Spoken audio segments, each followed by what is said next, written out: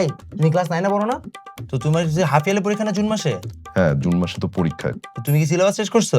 এখনো তো ভাই শুরুই করতে পারলাম না। এই যে এতগুলা বই মাথার নিচে দিয়ে রাখছি, বই নিয়ে পড়তেছি, শেষই হইতেছে। তোমরা যারা ক্লাস 9 এ পড়ো, তোমাদের যদি এরকম অবস্থা হয়ে থাকে, তাহলে তোমাদেরকে আমি একটা মাস্টার প্ল্যান দিচ্ছি ভিডিওটা সেভ করে ফেলো এবং শেয়ার করে ফেলো তোমার এই অলস বন্ধুদের সাথে। ফাইনালি ফিজিক্স এবং কেমিস্ট্রির জন্য তোমাদের প্ল্যানটা খুবই সিম্পল। ফিজিক্সে তুমি জানো চ্যাপ্টার 1 এ ত্রুটির অঙ্ক আসবে, চ্যাপ্টার 2 তে গতিতে তোমার দিন শেষে গ্রাফের অঙ্কই বারবার আসবে, চ্যাপ্টার 3 বলের ক্ষেত্রে ঘর্ষণের অঙ্ক বারবার আসবে, ভরবেগের অঙ্ক বারবার আসবে, চ্যাপ্টার 4 এ তুমি যদি যাও তাহলে কাজ ক্ষমতা শক্তির ক্ষেত্রে তোমাকে কুয়ার অঙ্ক দিবে, অথবা তোমাকে হচ্ছে খুব সিম্পলি বিভব শক্তি গতিশক্তির অঙ্ক দিবে, আর চ্যাপ্টার 5 এ আর্কিমিডিজের সূত্র দিবে।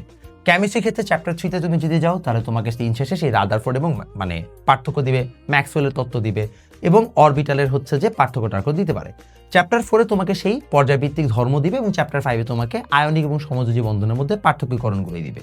সো তুমি জানো যে কোন টপিকগুলো আসতে পারে। তুমি যদি না জেনে থাকো তাহলে তোমার জন্য সহজ উপায় হচ্ছে তুমি জাস্ট 21 থেকে 25 সাল পর্যন্ত যত বোর্ড কোয়েশ্চেন আছে সেগুলোকে অ্যানালাইসিস করবা। অ্যানালাইসিস করে তুমি যদি বোর্ড কোয়েশ্চেনগুলো সলভ করতে পারো, বেশি একটা বোর্ড কোয়েশ্চেন এটার মধ্যে নাই, তাহলে তোমার কাজ ডান। ইনফ্যাক্ট আমাদের বেশ কিছু টেস্ট পেপার মার্কিং সিরিজ ছিল, সেগুলো তোমরা আমাদের কাছে চ্যাট ইনবক্সে যেতে পারো। এখানে আমাদের এই জিনিসগুলো দাগানো থাকলে তুমি বুঝতে পারবে যে তোমাকে কতগুলো অংশ পড়তে হবে, সবকিছু তোমাকে এখানে পড়তেও হবে না। আর তোমাদের যদি মনে হয় যে ভাইয়া আমাদের আসলে এগুলোর জন্য একটা খুব তাড়াতাড়ি সলিউশন দরকার, আমাদের এসএসসি 28 জন্য কিন্তু প্রত্যেকটা অধ্যায়ের আলাদা আলাদা কোর্স আছে, মানে প্রত্যেকটা সাবজেক্টের আলাদা আলাদা কোর্স আছে, তুমি যে কোনোটাতে ভর্তি হতে পারবা। এবং আমাদের সবচেয়ে ভালো বৈশিষ্ট্য হচ্ছে আমরা এখানে 2 ধাপের জিনিস দিয়ে রেখেছি। এক, তুমি তো অফকোর্স একাডেমিক ডিটেইল লেকচার পাবা, তার সাথে সাথে মাস্টার ক্লাস পেয়ে যাবে একটা।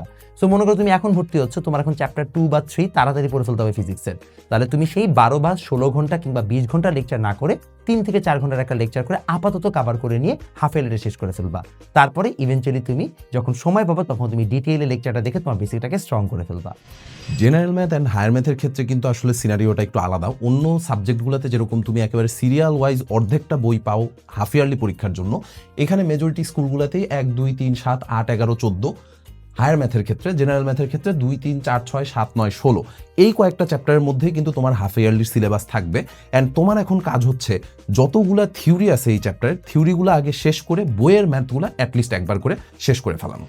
তোমাদের ম্যাক্সিমাম স্কুলে কিন্তু বায়োলজির এই অধ্যায়গুলো রয়েছে 1, 2, 3, 4, 5, 6, কোনোটাই কোনো একটা বেশি বা কম, বাট এইগুলোর মধ্যে কিন্তু ম্যাক্সিমাম বায়োলজি রয়েছে। সো তোমরা যেটা করবা সেটা হচ্ছে খুব বেশি লাইন বাই লাইন মুখস্থ না করে কনসেপ্ট ক্লিয়ার করে বায়োলজি পড়ার ট্রাই করবা, বেশি বেশি করে ডায়াগ্রাম প্র্যাকটিস করবা এবং যতটুকু সম্ভব একটা রুটিনের মধ্যে এসে একটা রুটিন করে ফেলবা, যে রুটিনের মধ্যে তুমি এই প্রত্যেকটা চ্যাপ্টারের মেইন কনসেপ্ট এবং ডায়াগ্রাম এবং বেশি বেশি করে এমসিকিউ প্র্যাকটিস যাতে তোমরা করতে পারো।